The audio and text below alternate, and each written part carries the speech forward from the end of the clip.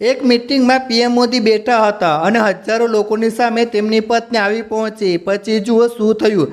મિત્રો, જે માણસ દુનિયાભરના બાળકોને આટલો પ્રેમ કરે છે, જે માણસ દેશના ખૂણે ખૂણામાં અને વિદેશમાં ફરે છે, શું ક્યારે તેમને પોતાના પરિવારની કે પોતાની પત્નીની યાદ નહીં આવતી હોય? આખરે જશોદાબેનનો ગુનો શું હતો? લગ્ન થવા છતાં પણ કેમ તેઓ છેલ્લા 58 વર્ષથી વનવાસ જેવું એકલવાયું જીવન જીવી રહ્યા છે?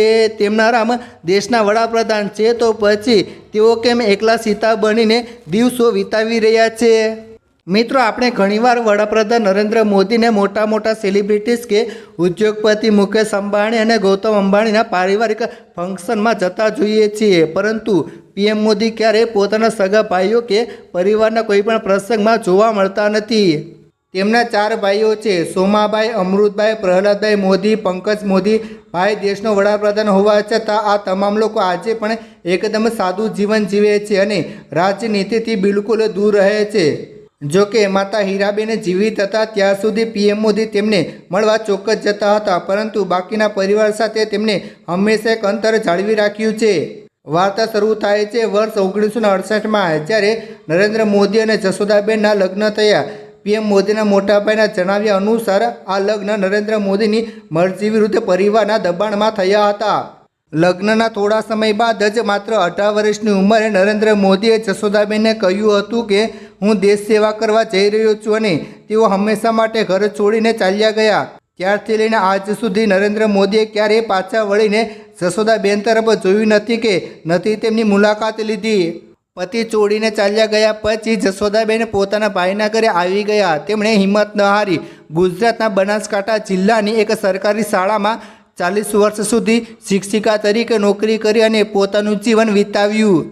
પણ આશ્ચર્યની વાત એ છે કે આટલી ઉપેક્ષા અને આટલા વર્ષોના અંતર છતાં જશોદાબેન આજે પણ અઠવાડિયામાં 4 દિવસ નરેન્દ્ર મોદીના સારા સ્વસ્થ અને લાંબી ઉંમર માટે ઉપવાસ રાખે છે. વર્ષ 2014માં જ્યારે પીએમ મોદીએ ચૂંટણીના ફોર્મમાં પહેલીવાર સ્વીકાર્યું હતું કે તેઓ પરિણીત છે અને પત્ની તરીકે જશોદાબેનનું નામ લખ્યું, ત્યારે જશોદાબેનની ખુશીનો કોઈ પાર રહ્યો નહોતો.